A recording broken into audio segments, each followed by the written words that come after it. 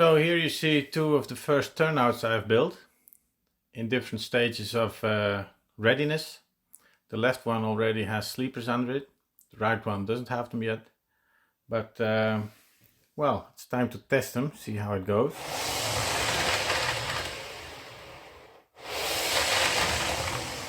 And as you see, the train runs through it quite smoothly.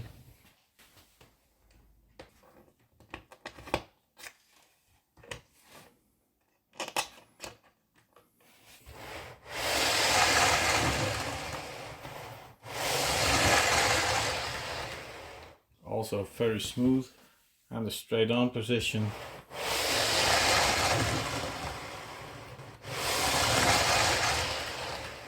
Now, runs like a charm. So let's make some turnouts. I've prepared a little template here. The drawing is made with the computer program AnyRail. I've just combined a straight rail with a curved rail. The curved rail has a radius of 1400 millimeters and an angle of 8 degrees, I think. And the straight rail is just straight. And well, if you combine them well and you can print them exactly 1:1 scale, then that is actually all you need. Now on that I've made a few copper ties. And those copper ties are to solder the rails on. You can see here I've got a finished turnout. You see that the copper tie is used to solder the rails on, and the plastic ones are added later with super glue. So I've glued the drawing onto this board with super glue. The board has to be exactly flat, of course, and just glue it on with super glue. And these copper ties are attached with double-sided tape, so that everything is nice and firm and doesn't move while I solder. And even the ruler is attached with double-sided tape so that it doesn't move, and I can line up the ties. Very neat. So that's that. So the ties are made of copper plate. It's 2 mil thick. And it is the plating you use for, well, electronics, for print plates. So this board has a copper surface, and it has a resin core and another copper surface. So I cut the ties to size on my table saw machine and I glue them on here with double-sided tape.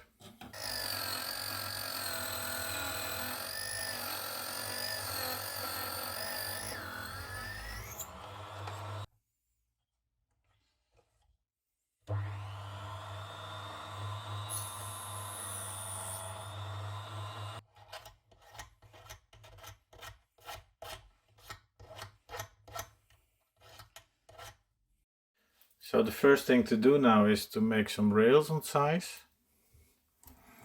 So I have my track cutter here, and I make them a little bit oversized so that I can cut some off later. As you can never add something but always cut something. So that is 1, and that is 2.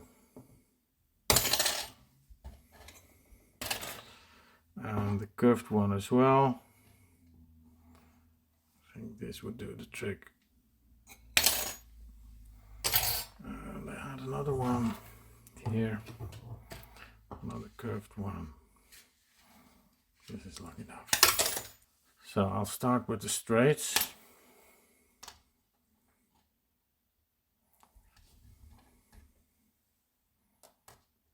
There we go. Now the important thing is that we start by making a little notch in the rail. So if it closes, it falls into this notch to make for a smooth train ride. So that's the first thing we're going to do. So I want the notch to be on the outside of this tie. And here as well. So mark that. And then with a little file, I will just file out a notch. Now here's the little notch I was talking about. I have cut away from the rail. You can see it there. And it is alright if you take about half of the rail away. Now on the bottom I took off a little bit more, because, well, if we solder the rail to the ties, then some soldering tin will flow under it, and if we don't allow space for that, it will hinder the moving rail. Now before we solder, I'm applying some soldering grease on the surface I want to solder, so that the tin will flow much better. And it also etches the rail, so that you've got a better surface.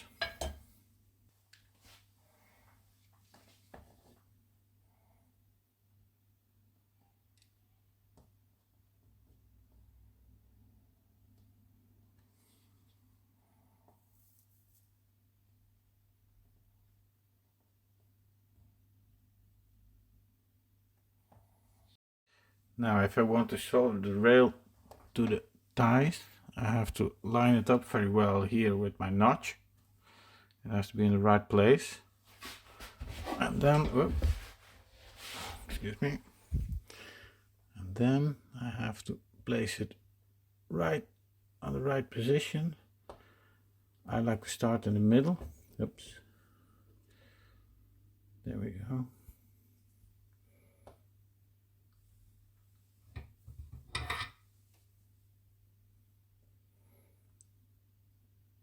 And I'm letting the tin melt, and you see that the rail sinks through the tin. Let it go hard, and there we are. That's our first joint. Now I'm doing the rest. It's also useful to keep a ruler next to it, so that I'm sure that it is straight.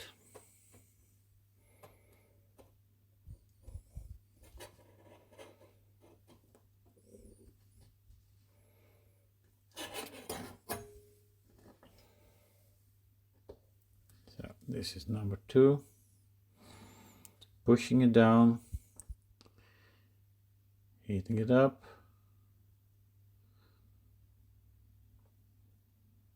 Keep it hot for a little while.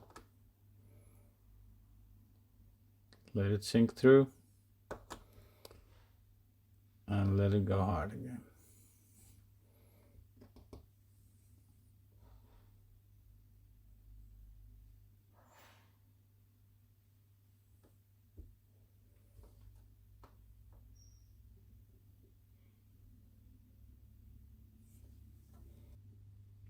So there you go, it's straight, it's solid. Always test it. If it breaks, it needs attention.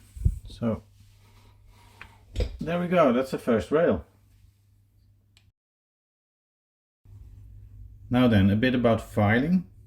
I'm using this file. It is, well, just a simple file, I suppose.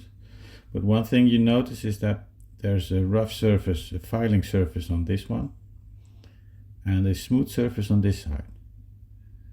And this makes all the difference. So I start by cutting in a small groove with this side. So I just like saw my way in. And then when I continue, I place the file flat, but in such a manner that this is going to that way, so I can't file in this direction. So the transition goes in this direction. So I'll show you how this works. You see that here I've marked the outside place of my notch, So I will place my file on the inside of that and just start sewing.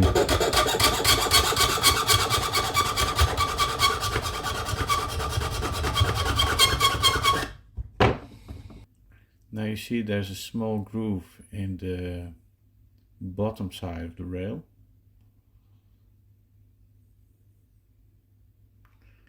And I'll file on now and try to take away about half of the top side of the rail.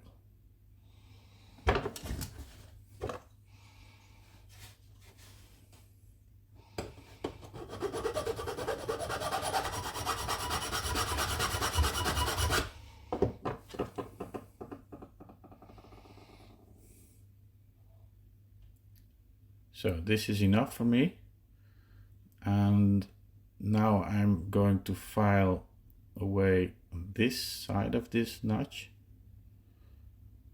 and make a transition of about a centimeter 4 or 5 from this back to this. So it has to be a sort of smooth transition.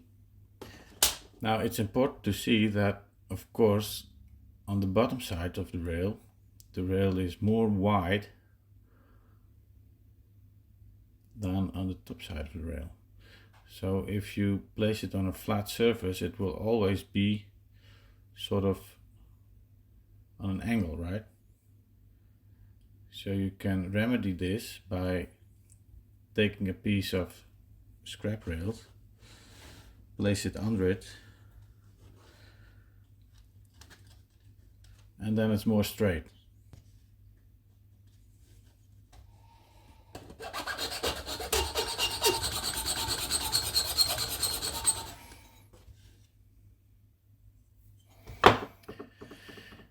Now you see how we're going. You see that there's a smooth transition from the notch to the rest. So I'm not quite satisfied. You can see on the shiny side that the place where I started is still a deeper groove than the rest. So if the rest has just the same shine as this little piece, then I know that I'm good.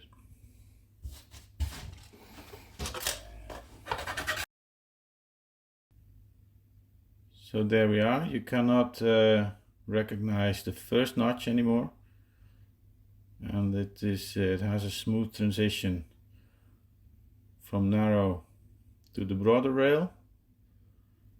So that's how I want it. There's one final step to do now.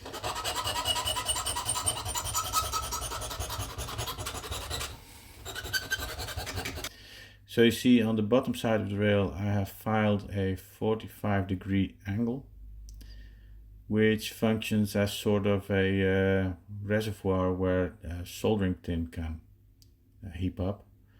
It gives a little bit more surface, because obviously on the inside of the rail we do not want any solder to be seen, as that would hamper the moving closing rail. It simply won't close as well. So on the inside of the rail we do not want to see much solder, and to take care that the solder can grip onto something, I filed off this 45-degree angle. So back to soldering, I want to show you some things. First of all, I will place the rail like this, and this is the outside rail, so I have to bend it and then solder it. And also, look, I have these small templates that I can place between the track, so I know that the track distance is okay. I made this quite simple. I tested this on a standard pickup track, and if they fit, then the size here will be alright as well. So it's that simple, really. Now, the second thing to contemplate is that it is always easy to make a little bit of soldering paste over it, as the solder will flow much better and find its way much better to the track, and also grip on the track much better, as it will etch into the track a bit. So let's see if this works with the camera in front of me.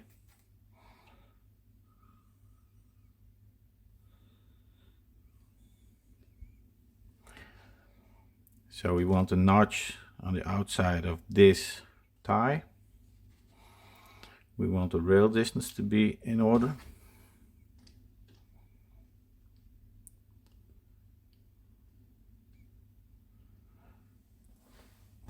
So I'm pushing. Now that it's in position, I'm just pushing it in the correct position. And then heat up the solder. Let the rail sink in. You see that it sinks in at one end at first and then at the second. Let it cool down. And there we are. It's a firm joint. Now the rest. I actually mostly do the first one by hand because I have to sort of bend it a little bit. If you just do it like this, the direction of the track won't be correct.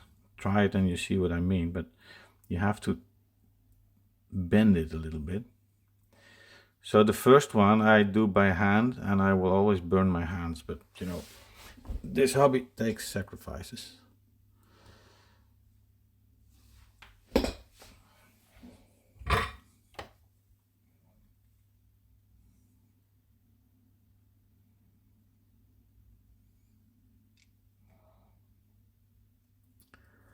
I'll come back to that one later. It doesn't have to be rock solid now, but you see that the rest of the joint is now in the place where I want it, and I can solder them nice and easy. Just check if this is engaged. Yes, it is. It's very well.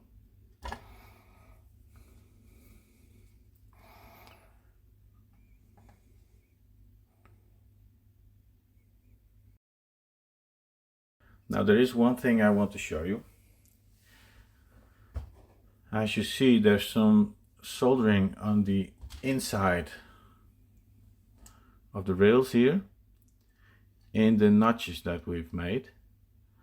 And when we will slide the closing rail over this, the solder that is here will prevent the rail from closing precisely. So what I do with a sharp hobby knife, I'll just scrape off all of this.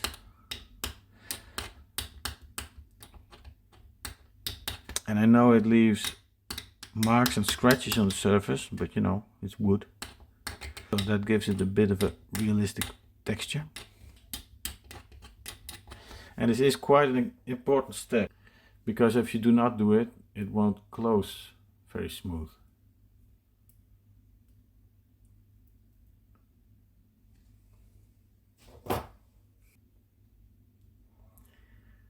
So yeah, that's the basic template of 2 switches.